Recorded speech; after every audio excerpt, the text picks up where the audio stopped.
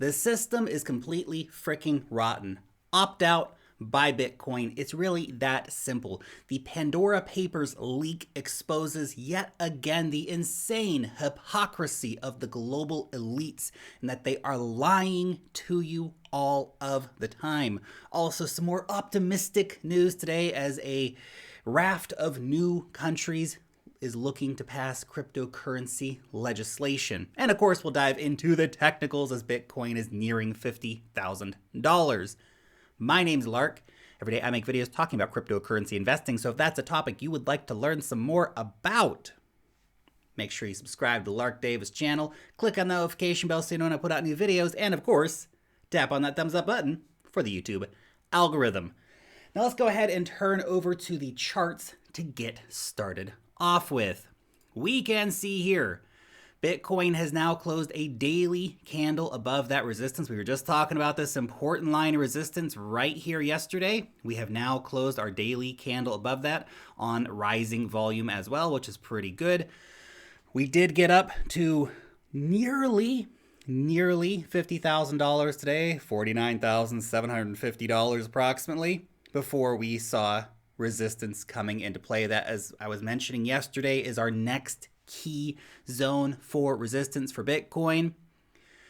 Next, we need to conquer this line right here. This is the key line for us right now, because when we conquer this line, that essentially means that we are broken out of the downtrend and we can start talking about potentially reclaiming the previous all-time high and moving on to claim new all-time highs as October continues its way forward. And of course, Q4, as I've been saying, likely to be very, very bullish. So we need to see our daily candle close here really above $51,000. Currently is approximately the line to beat. If we delay further, maybe we get down. But $50,000 by the end of the month, I think that would be a very, very positive daily candle close. It could happen in a day or two, right? But we have just had a massive, massive run. So maybe we come back down, maybe retest this resistance right here, flipping it into support. We'll see how it goes over the next few days. But that is our line. That is what we need to break over. Once we crack over this descending line here of resistance, once we cross over that, that starts a new trend. That brings us to October and Moon-vember and December. So chart's looking pretty good right now. I like what I'm seeing here. We'll see, of course, how that plays out over the next few days, but it has been a very, very strong move after that initial breakout just a few days ago at the start of the month. Now, this is what I wanted to share with you. We've talked about this before. This is from Tech Dev. He shared this over on Twitter. I've shared this chart with you before. He's reposting it now, so we'll just share the one that he's sharing with you here. But it is astonishing what is happening right now with Bitcoin, because it is following along with the path of gold in such a fascinating way. I mean, this is obviously a different time frame chart here for gold, but you can see how the Bitcoin market has been following along with that, got up to our $1.2 trillion market cap, had our big corrective period, now getting ready for the launch pad. History does not repeat, but man, it sure does rhyme. Just look at that. Very, very fascinating stuff here. Now, this would essentially show that we're going to have a slightly lengthening cycle in this situation where we have the all-time high not coming in until early 2022. So this chart here puts it around January, February approximately for that happening. Now, what would be a catalyst that would see that kind of a price explosion? Of course, the Bitcoin ETF. Ironically, what happened with gold? When did gold start surging like crazy? Well, that happened after not a Bitcoin ETF, but a gold ETF was approved for gold. So that happened probably around here on the charts, after which, of course, we saw the price surging like crazy. What's interesting, too, is that brings us up to the Fibonacci pocket, where Bitcoin has topped out in both past Bitcoin cycles. So that gives us, as we have been saying for a very long time, as I've been talking about since the start of the year, we could be seeing Bitcoin topping out between $180,000 to $200,000, potentially even a little bit more at the blow off top. That's by the end of the year, likely rolling over into early next year sometime. Q4, going to be crazy. Q1 2022, that's probably going to be the peak. Based, again, on historical analysis of charts, looking at these patterns playing out again and again and again that they do in the markets, right? So you can't say this is definitely what the future is going to be, but this is what has happened many, many times before in a similar scenario and what could happen this time. So I think a lot of people are watching for this right now. And look, you might say, oh, but Lark, everybody's watching it, therefore it's likely not going to happen, right? You might think that, but realistically, most people are still not involved in the market. We're going to have a bunch of new people coming into the market. The greed's going to go crazy. The money's going to go crazy. A Bitcoin ETF will, of course, make that happen. You also have to realize a lot of people don't think it's going to happen. Yeah, you have the chart guys and, some of us content creators who are talking about this, but a lot of people are still out there in complete denial of this. They think this is a complete unrealistic scenario. Bitcoin's never going to go over $100,000. Bitcoin's definitely never going over $200,000. The bear market's already here. The Federal Reserve is never going to let it get that high. The Wall Street's never going to let it get that high. I've heard it all. I've heard it all for years.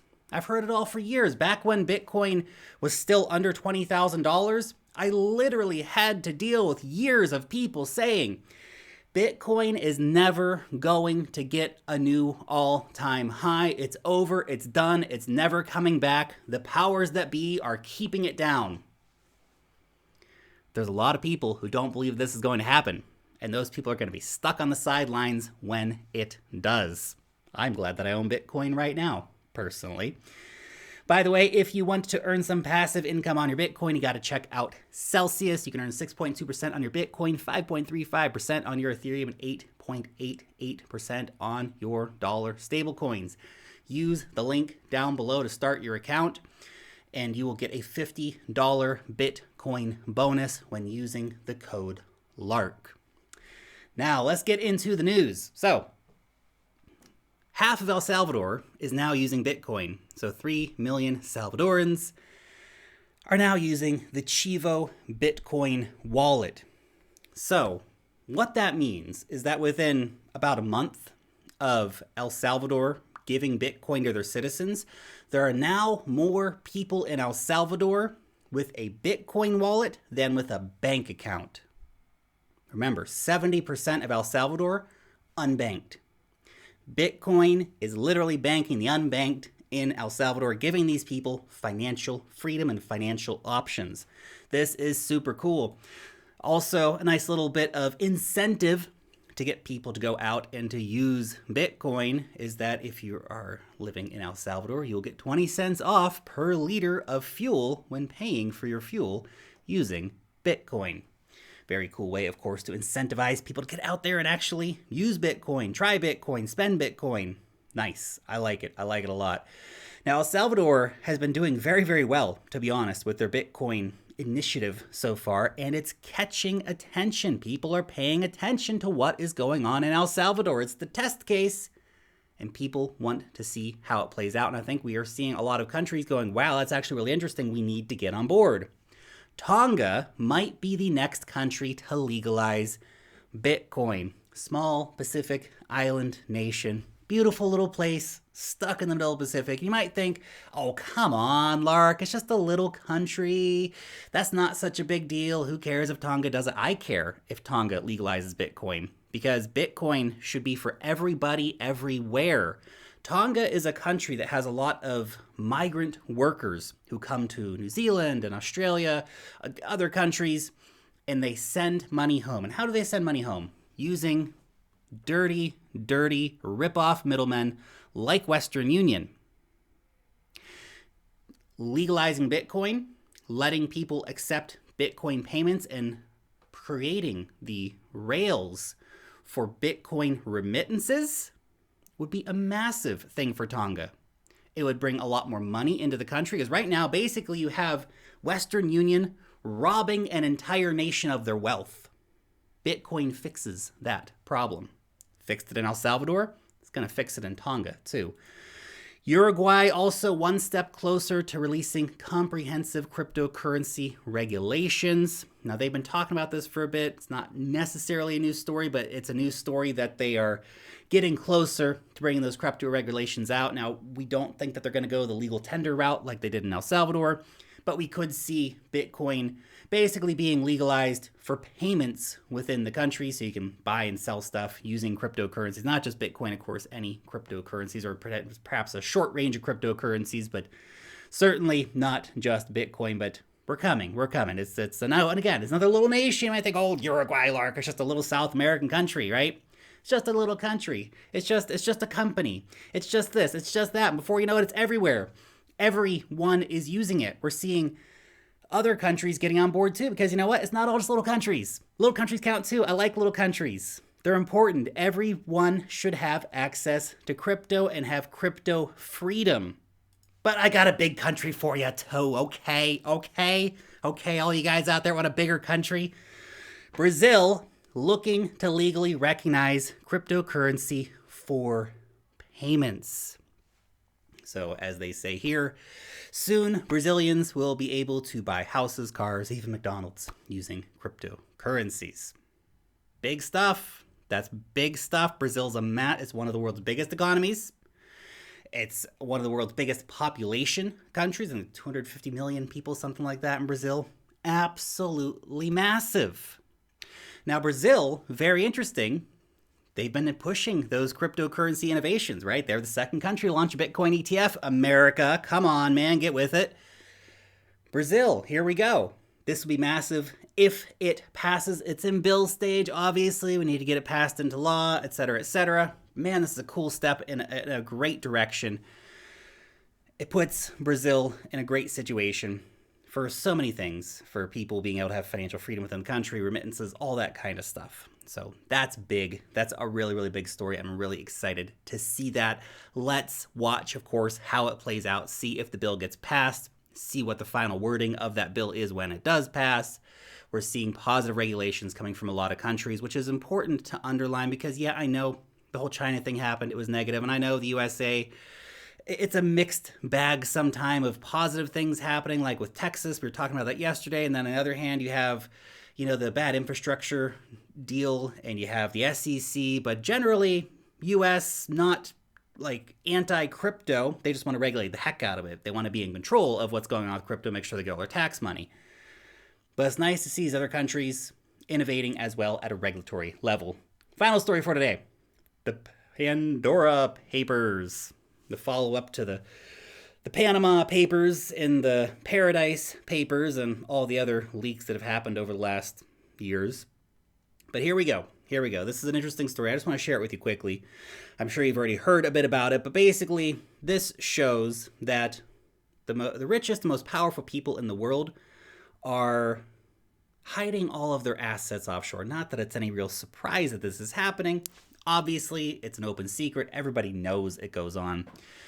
We're talking world leaders here. We have, the president of Russia. We have the king of Jordan. We have, I think, a guy who's running for prime minister in the Czech Republic.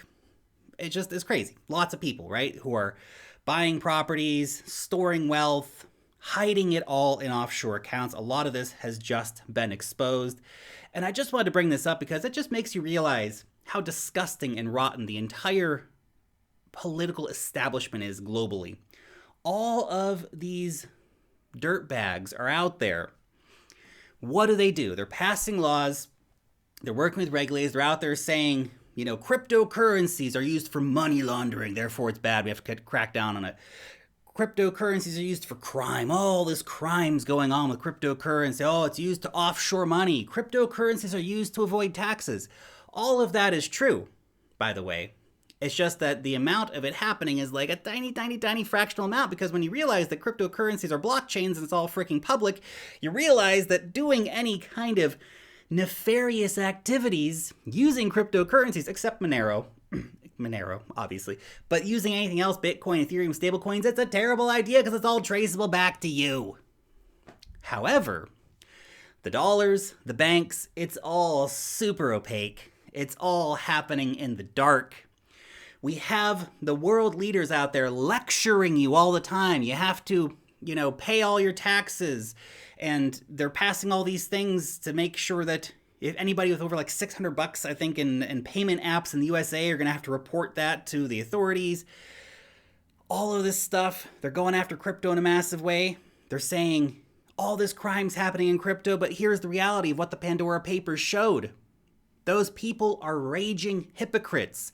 The political elites, they're lying to you. They're lying to you. They're hypocrites. They're doing the old-fashioned do as I say, not as I do. They're treating everybody like peasants. It's ridiculous. These guys are literally using banks and the dollars, right? The fiat money system, the opaque fiat money system, the corrupt tax loopholes that they themselves write into law. Right through the front door of a bank, they're money laundering, they're committing all kinds of financial crimes, they're offshoring their money, they're avoiding taxes that they're telling you to pay. The politicians, the political elites, the financial elites, these guys are all working together to make sure they don't have to pay any taxes. They put all their stuff in trusts overseas. Meanwhile, regular people, you're left to pick up the bill. And they tell you that you're the one who's responsible for all the bad stuff happening in the country. You're the one who has to be aggressively sought. Meanwhile, these are literally the people doing the tax avoidance, doing the money laundering, doing the crime. Opt out, man. It's a broken system. Thank God we have Bitcoin. When I read stories like this whole Pandora thing, I'm so happy to be a Bitcoin holder. I know crypto's not perfect. We've got our own stuff that happens here, but man, it sure is better than the banking system, because that is rotten and dirty, and it's not getting any better, because the people in charge of regulating it are the ones who are using it to commit crime.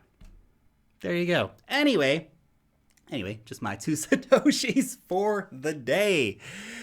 Your question: which country do you think is going to adopt Bitcoin as legal tender next? Is it going to be some tiny little nation like Tonga? Is it going to be a big country? Maybe Brazil is going to go the full legal tender route. Maybe somewhere in between. Maybe it's going to be Singapore or Switzerland or something like that. Curious to know your answer down below in the comments section. Thank you so much for watching today's video, and peace out till next time.